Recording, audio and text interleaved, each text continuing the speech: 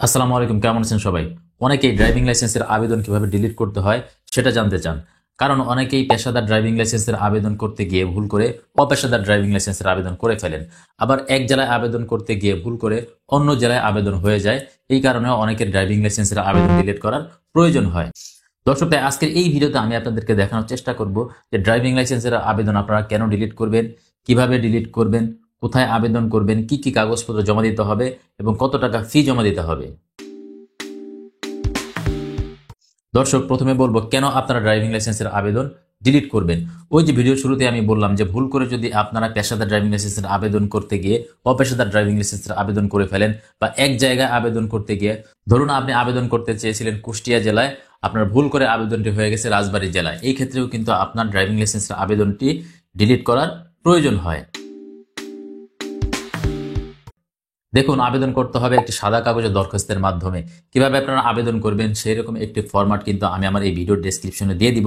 কেউ যদি না পারেন যে কিভাবে একটি ড্রাইভিং লাইসেন্সের আবেদন ডিলিট করার আবেদন করতে হয়, তাহলে আপনারা ভিডিওর ডেসক্রিপশনে গিয়ে সেই আবেদনের নমুনাটি আপনারা দেখে নেবেন।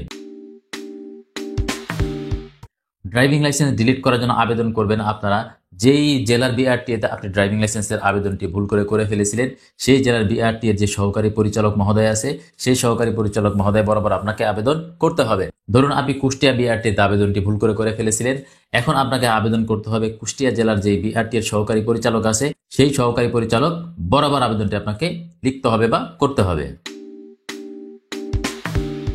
দেখেন, কাগজপত্র হিসেবে আপনাকে তেমন কোনো কাগজপত্র জমা দিতে হবে না।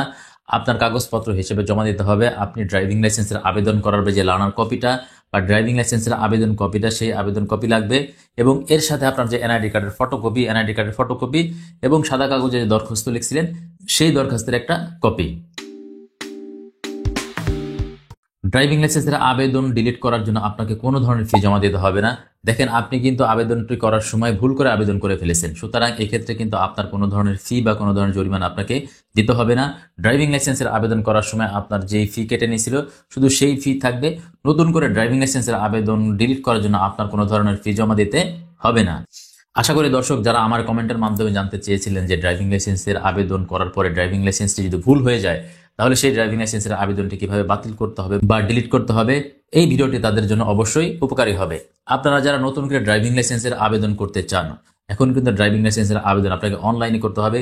কিভাবে আপনারা অনলাইনে ড্রাইভিং লাইসেন্সের আবেদন করবেন সেই বিষয়ে বিস্তারিত একটি ভিডিও কিন্তু আমার এই চ্যানেলে দেওয়া আছে। সেই ভিডিওটির লিঙ্ক আমি এই ভিডিওতে দিয়ে দিব। আপনাদের যাদের দরকার তারা এই ভিডিওটি দেখে নতুন করে ড্রাইভিং লাইসেন্সের আবেদন খুব সহজেই করতে পারবেন। দর্শক, আজকে আর কথা বাড়াবো না, আজ এ পর্যন্তই। দেখা হবে নতুন কোনো ভিডিওতে। সেই পর্যন্ত সবাই ভালো থাকবেন। ধন্যবাদ সবাইকে।